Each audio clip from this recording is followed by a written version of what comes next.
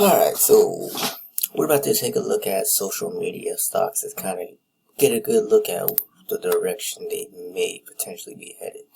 So, right now we're at Facebook. Shoot, to me, I would like to say that it broke the trend, but looking at that candle right there, to me it says that either it's going to retest or keep going. But over time, I can see this getting cheaper because like the entire market as a whole is has been tanking. Oh, and before I get any deeper, let me say that I am not a financial advisor at all.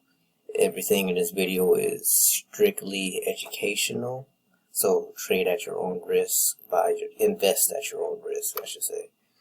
So this is just all speculation too. But looking at it, at patterns, the structures, it says to me like it would drop. And especially potentially starting a new trend. This isn't like a new trend yet or anything at all. But if it gets cheaper, I'd like to see it at least like 135 somewhere. But I wouldn't see it going like at any extreme lows personally. But the next stock we're going to go to is Twitter. Get a good look at where it's at in its market. So it's been doing pretty well. It's at like $42 right now. Twitter is not dying by any means. It will, at the beginning of the year, it did get to a low of $20. That's as low as it's been, but I see no weakness, which is no surprise. It's been around for a long time. It's a strong company. And Pintrest, ooh, it looks the same. I like to look at that one. It's strong, but at the same time, they've been getting a lot of reports of a massive amount of viewers. So it makes perfect sense that they would actually have a large spike like this. Which is, because it's great for their business. I mean, especially since they got a good rep with Google. So, and people love to post blogs on that site. So let's go ahead and look at Snapchat. But if it were to return,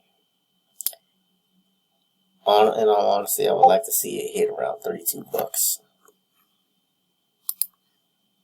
Personally, if it got cheaper. But at the same time, I see no weakness. I don't see any sign of that happening anytime soon.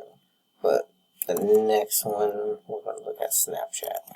But yeah, Pinterest got a huge surge.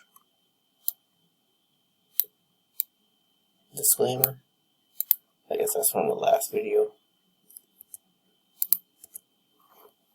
I don't really keep up with them all on my own.